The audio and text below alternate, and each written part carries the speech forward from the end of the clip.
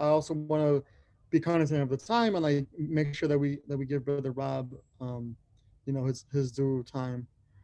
Um, but like Gerardo was saying, I did go to the Dominguez Hills, right? And so I think, oh wow, what's going on? So I think right, like there's a importance, right, of like having folks who are like us to come back and speak. And so when I was invited to come through and share some knowledge, I hopped on it really quick. So I just want to share my screen to sort of walk y'all through a little bit of my trajectory, right, as a Mexican kid from South Central, right, going to the Dominguez Hills and like what that looked like and meant for me, and how I'm like imagining myself, right, as a further from the masters, right, as a PhD student. Let me go ahead and try to figure something. There it goes.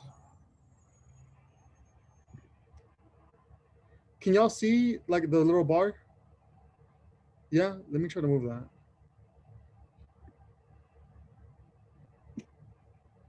How do I? Anyway. I can't see it. No, you can't see the bar, Bryan. You're good. Okay, so we're good. Um, and so I wanted to start off, kick things off with this quote: "Caminante no hay puentes, se hacen puentes al andar," which roughly translates to "Voyager, there are no bridges. We build bridges as we go." Right, and so I think that's been sort of like the overarching theme of my educational trajectory as a student. And so, like it was mentioned in my bio, I am from South Central. I went to West Vernon Elementary School and Raymond Avenue here in South Central. For middle school, I went to Horace Mann. And in high school, I went to Hawkins High School. And I wanted to situate, right, who I am in this block, right? This is the block that I've grown up on for like 15 years. So, like, the majority of my life. And so this is like who I am and where I'm from, right? So, there was a rough sort of patch to get to the Dominguez Hills. I was denied admission at first, and so I had to appeal to re, I had to reapply to appeal, right, to Dominguez Hills, and I was able to do that through my high school, my counselor in high school, um, and so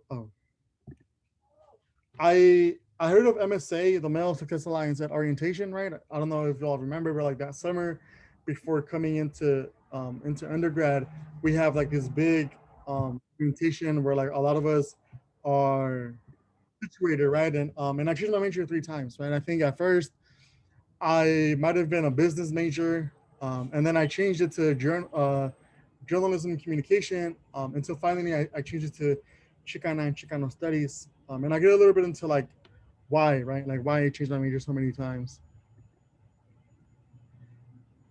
So I think for me, like the one of the biggest blessings that could have happened to me was joining MSA my first year as an undergraduate. I was able to have a brotherhood, right, on campus that I didn't know that I needed, right. A lot of times campus life felt very fast and like people were just coming and going, right, because we're a community campus. But I found a space at Dominguez Hills where my research interests began forming, right, working with black and brown younger people, right? Like so I worked in middle school and high school. It's really like cemented how I was thinking of like my research and and the love, right, that I think my research comes from. Um, and so I had a support system that I could always count on, and it really felt really genuine, right? And so this is a cool picture of us from 3 years ago, right? Like posing for like just to get our names out there, and the good brother Leonidas Sloan, who's there, was really instrumental to like my educational trajectory, right, in the sense of like how I was thinking about like research and things like that. And so then I want to get into my McNair Scholar role. I became a McNair Scholar, I want to say my second year or the summer of my second year. Um, and that changed like my life completely, right? The McNair Scholars Program, for those of y'all who might not know, and I think Brother Rob will get into it as well, is like this program that like promotes first gen students into like higher education, and further than that into graduate school, right? And so It was through the McNair Scholars Program, and Dr. Corina Benavides Lopez from Chicano Studies that like I found that, you know what, like maybe I can go to grad school, maybe grad school isn't that far fetched, right? And so the Dr. Corina was really instrumental in like showing me, right? I think at times when I didn't believe in myself, right, she saw things that I didn't see in myself, and my ability, right, to really be in these academic spaces. As Brother Gerardo was mentioning earlier, I did a summer research program at the University of California in San Diego, and that also really formed and cemented sort of like how I was thinking about research, right, and the possibility of making like a career out of this, right, not just something that I did on the side, but really like my whole thing, right, so to speak, right, and I've been able to do conference presentations because of the Beginner Scholars Program, right. They were really important and like forming this idea that I was eventually gonna have of myself, of like being a scholar, right, being like a person who like has something to like say, and being confident in that.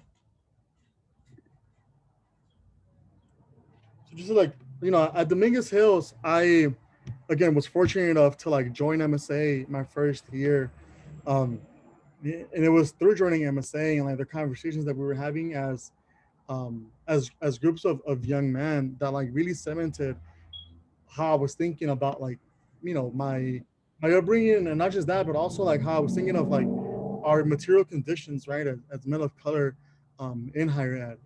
I changed my major 3 times, as I mentioned. A lot of it was because of the stigma that I think being in ethnic studies has, right?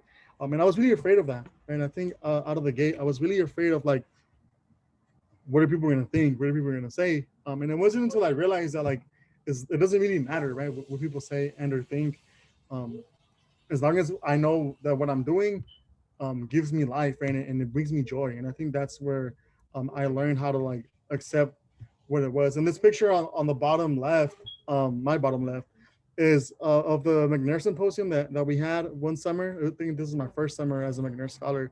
Um, Brother Rob is there, right? And so Brother Rob and I were both McNair scholars at the same time. I think he might have began the program a year prior to me coming through, but he for sure was instrumental in like me applying and asking him questions of like how to apply, right? But I think this picture is really important, right? Because it really shows the support system that I had at Dominguez Hills, right? Brother JC Lugo, who's on the far left, is now a PhD student at UCLA. Brother Dr. Matt Smith now, right? And Vance Flowers, who are all coordinators at the time of the Male Success Alliance, were really instrumental in like um, me just like staying in school, right? I think oftentimes like as a freshman student, like I thought so many times of like, man, like what if I just don't continue, right? And it was having that support system there that really made me stay the course. And so now as a grad student, I really wanted to put this picture up of the DH Park across the street from Dominguez Hills. First and foremost, because I'm a Galaxy fan, but also because like I just thought it was really like beautiful, right? We didn't get to have our ceremony last year, and that took its toll, right? For various reasons, but um, hopefully we get our ceremony this year. But um, so now as a master student at Cal State LA, like it's been an interesting transition, right? Being in grad school and being completely virtual has been interesting, but it's also been really beneficial in the sense that like I've gotten more time for myself to think about my research and like where I'm trying to go with it, and how I'm thinking of this. And so as I mentioned earlier, right, like the title of my presentation was like reimagining myself, right? And so um I think I heard it in class once, and I think it comes from Black radical thought. That's like we never become, like we're never one thing. Like we're always becoming, and I thought that was really beautiful, right? Like this idea of like always being able to like think of yourself um as becoming, right? Like never being stagnant, like never, like you never are anything, right? You're everything, right? You're not.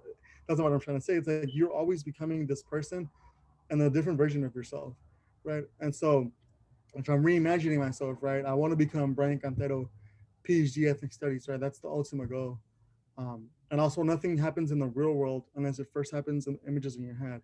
And I just think that the picture on the bottom left is really, um, telling of like my time at Dominguez Hills. Like I was very involved in my department. I want to invite all y'all who like might be a little shy and stuff to like go ahead and get involved in your relative departments, because for me that was like the one thing that sort of propelled me to like be able to be in grad school, right, and do the things that I'm trying to do.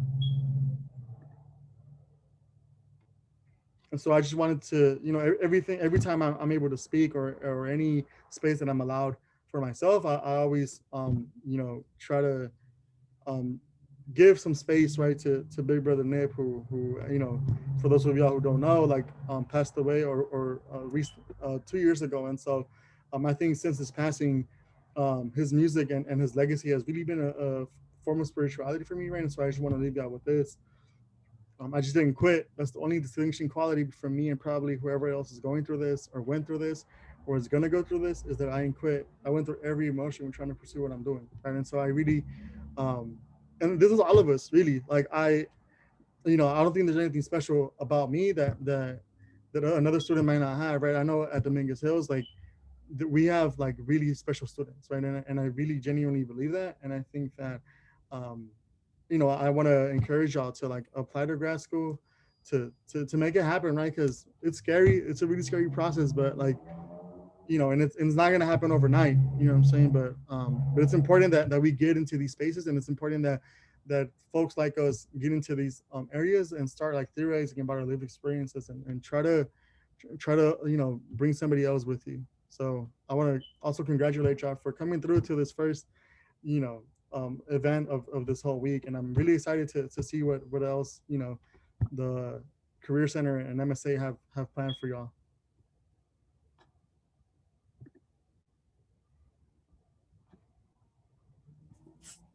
Appreciate you so much, Brian. Thank you. With that, I want to pass over the mic to Brother Rob. Take it away.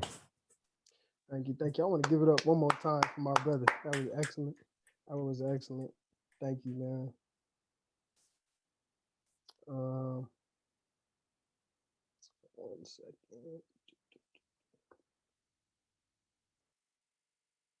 Okay, there we go. Perfect. Let me minimize that. All right, so what's going on, everybody? It's good to see y'all. It's good to see y'all. Well, most of y'all. Everybody who got their screen off, is good to see y'all too. For those who I haven't had the pleasure of meeting your acquaintance, my name is Brother Robert Head. Um, and it's really special to be here today. You know, I really carry Dominguez Hills in a special place in my heart. You know, it's a place where I was really able to kind of become the man I am today. And I appreciate it. Before I get started, I'd like to take just a brief moment to kind of dedicate this keynote to two people. Um, my grandma Jean and my friend, his name was Julian. We called him Pronto. Um, my grandmother recently passed away, and so did my friend. I just want to take the time to, kind of say their names, as well as say that they're going to be remembered by their kids, their family, and those who knew them well.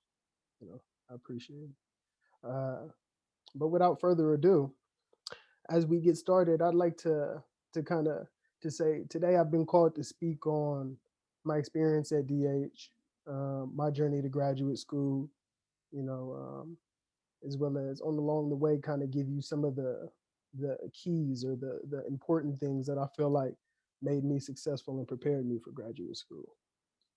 Ultimately, it's my goal that at the end of our talk, you'll at least be considering graduate school or interested. But I also understand that everybody has their own divine path in life, right? Everybody has something that they're sent here to do specifically, and that very well may not be with graduate school. But if you remember nothing from what I say today, please remember this. We're often told to get into a good school, right? Or choose a good career, or even choose a career that's going to make us happy, or something that's going to make us money. But we're not often told to choose a career path that's going to keep us healthy, right? We're not often told to choose an institution that promotes healing just as much as it promotes academic excellence. Whether it's graduate school or whatever path you choose in life, keep this in mind, and please try to choose one that keeps you as healthy and as whole as possible. Right. So brings me to my first point. You can feel lost, but be traveling in the right direction. I'm gonna say that one more again because I don't know. I really felt this, and I felt that it was pertinent to add it into the presentation. You can feel lost, but still be traveling in the right direction. And this meme, I feel like, really sums up my journey to graduate school, or really even my journey through undergrad. To be honest with you, it was anything but linear, right? And when I say linear, it was anything but a straight line from A to B. Um, it's funny, I originally I didn't even want to come to Dominguez. I wanted to go to HBCU.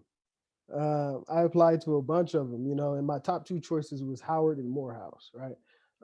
Morehouse accepted me, right? They gave me a conditional acceptance, which meant I would have been on academic probation, and I would have had to pay these outrageous out-of-state fees. I don't know about y'all, but I ain't got no money. You know what I'm saying? Most of the folks where I come from ain't got that type of money. So Morehouse quickly wasn't an option. And to tell you the truth, Howard wasn't an option either because they didn't even get back to me. I applied to a bunch of CSUs and UCs, and I ended up getting into two schools. And I decided to settle on Cal State Dominguez because I heard it was like the HBCU of the West Coast. Figured it was like the next best thing, right? So, here I am, graduated, I got into a school, but it's not the school I always wanted to go to, And another thing that kind of had me feeling lost was, of course, from the time I was young, my mother and my late father instilled in me, the importance of academics, being intelligent, articulate, and going to college. And I knew that I was going to get here because that was what, that was kind of what I was bred to do. But now that I was here, being, one of the first people in my family to do it, I'm like, how I'm gonna get through this? How, am I gonna be able to make it? And if I'm able to make it, what am I gonna do next? So there were a lot of kind of feelings, you know what I mean, swirling around me at this point. But fast forward to my freshman year, young Black male, 18 years old, one of the first in his family to go to college. Had my own dorm. Well, not my own dorm. I had a roommate, but my own space for the first time in my life. I had a car. I had no curfew, nobody to check in with. Safe to say I went and had the best time of my life. Like I was, man. And I encourage everybody to have fun. It requires a balance, but please, have fun while you're here. But I'm saying that to say I was real big on the turn up and the kickback, not so much on academics, right? Not too big on applying myself in the classroom. And my grades suffered for it. To be honest with you, I almost flunked out of Dominguez my freshman year because of it. If it wasn't for me being able to find this summer class and take it and pass it, I was literally able to save my academic career from ending before it even started, right? Second year was more the same. I performed, mediocre, kind of just got by in classes, but some of the classes interested me, right? Like Africana Studies, I loved it. It was, something I felt, some type of passion for, but genuinely, I just felt kind of unmotivated, you know? But something changed. This brings me to my next point. Find the people who want to see you win. I'm gonna say it again. Please find the people who want to see you win. I understand that we're on a commuter campus and sometimes the culture can be go to school, go home. I got other things to deal with. I got all type of stuff on my plate. I understand, I understand. Let me just say that.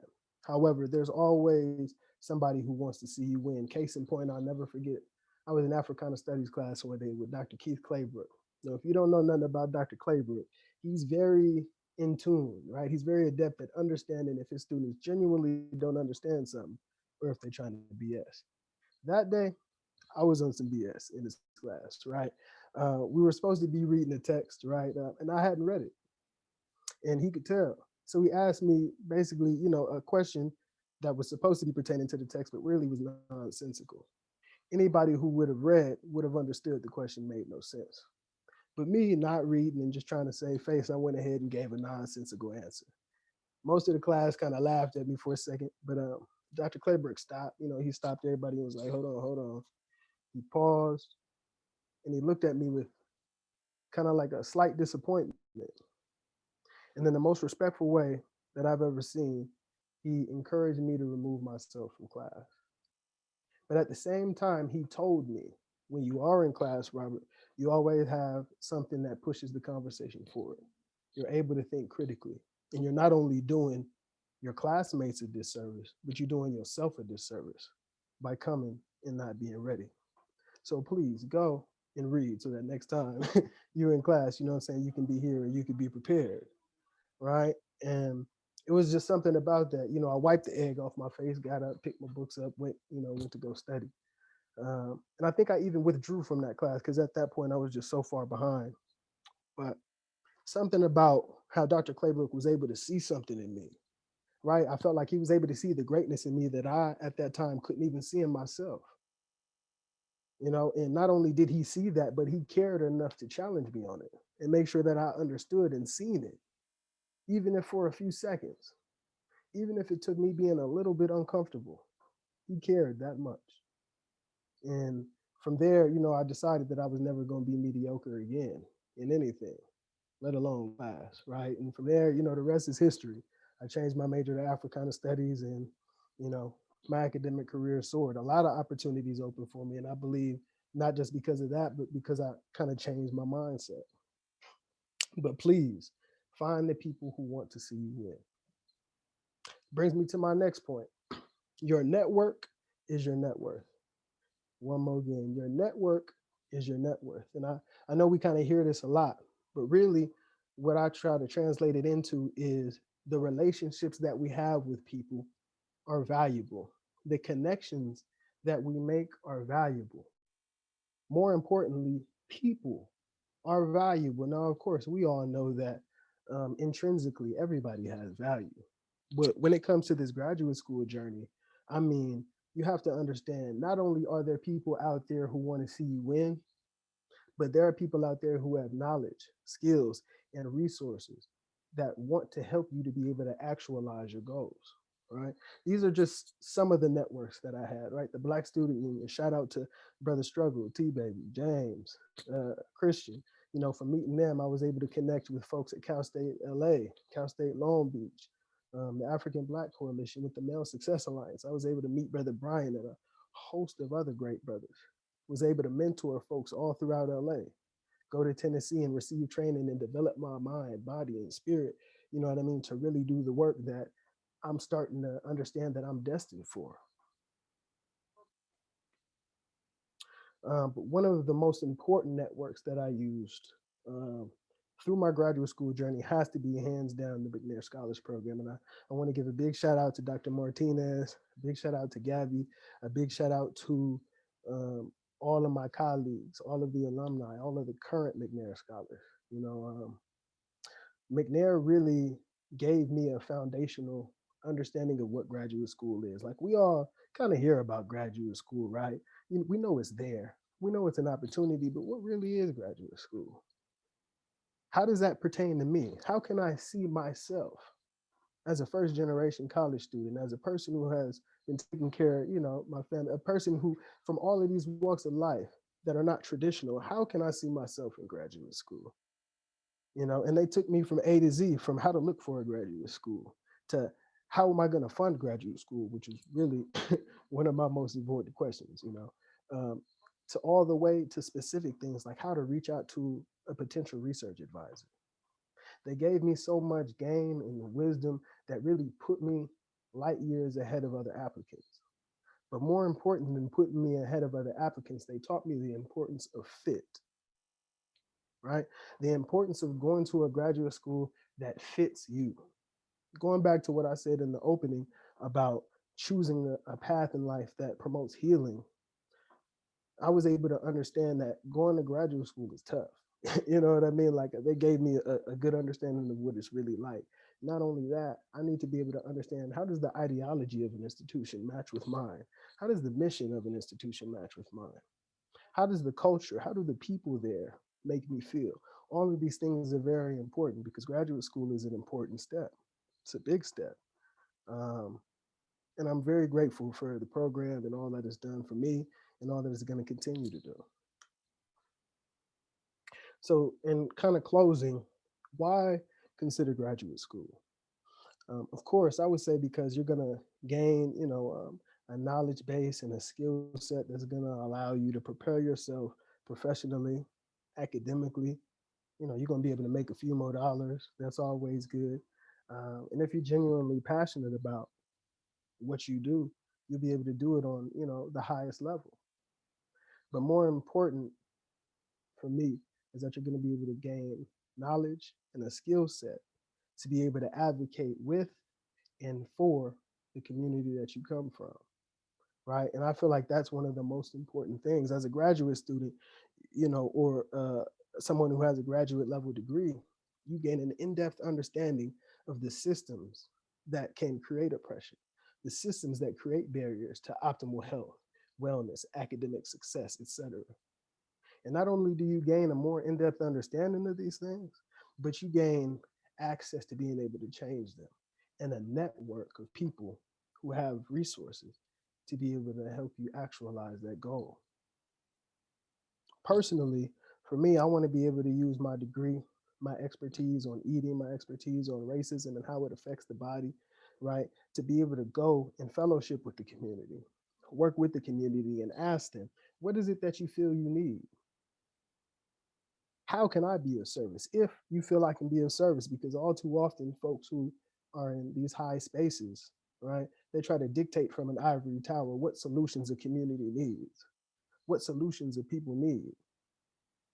That's not why we go to graduate school. We go to graduate school to learn and become agents of change, right?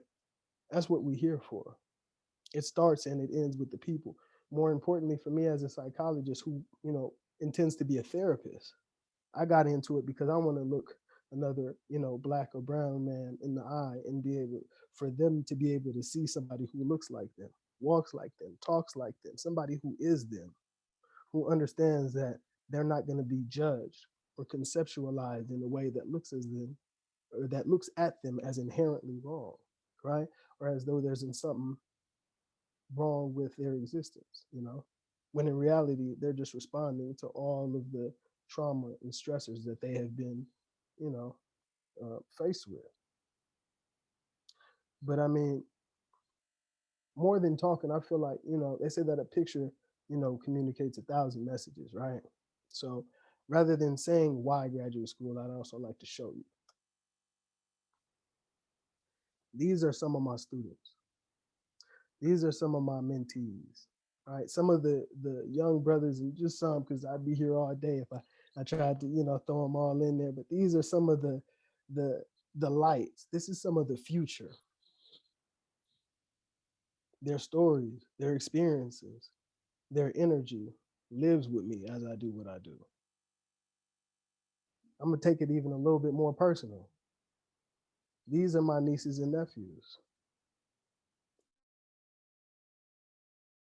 This is my blood, right? This is why I do what I do. When I'm tired, when I'm mentally taxed, you know what I mean? When all of, the pressures of grad school, because this, I'd be remiss if I didn't say, grad school, it's a big step, right? But when I'm tired, I know who I do it for, and I know why I do it, right? The ancestor, Frederick Douglass, said, it is better to build strong children than to try to repair broken men. So when you consider graduate school, consider your nieces and nephews. Consider your sons and daughters, grandchildren, right? Consider those who will really benefit from what you're doing, because of course, you personally are going to derive all type of benefits. But the work starts and ends with the people. Thank you. Appreciate y'all. Thank you, Rob. Thank you, Bryan. Appreciate both of you for sharing your truths and for continuing to encourage the next generation of scholars and students. We will have time to hear from both these brothers in our student panel on Thursday, so I don't want to take away from that. But I do want to encourage you all to stay engaged, because that's what's going to keep you encouraged. Now more than ever, we want to make sure that we have supports to stay encouraged. And the best way to do that is to stay engaged. So continue to connect. I encourage you to connect with Career Center and one of our career coaches, so we can start thinking about what life after Dominguez will look like. But please join me in thinking, whether you'd like to unmute yourself or just type it in the text, in the chat box. Please join me in thanking both of these good brothers for their time and knowledge. I just want to thank y'all. You know, y'all who we do it for. So thank you for being here. Thank you.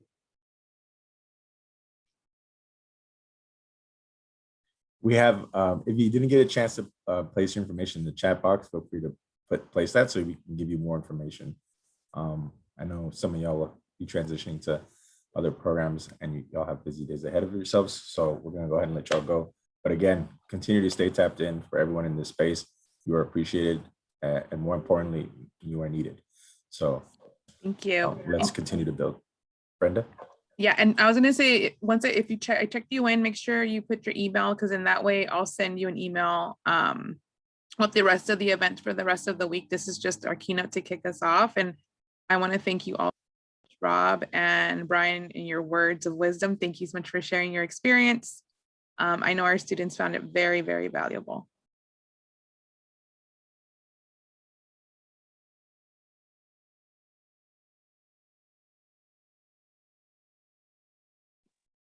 Thank you guys. Much appreciated. Appreciate you, brother. Thank you for coming.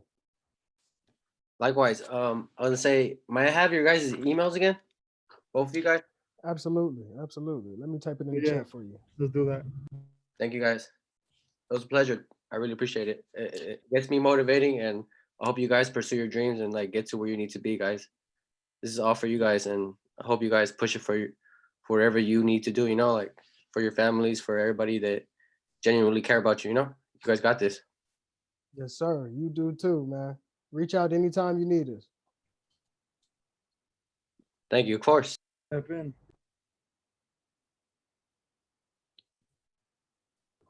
Thank you all. And we hope to see you back in our space. Take good care. We'll see y'all.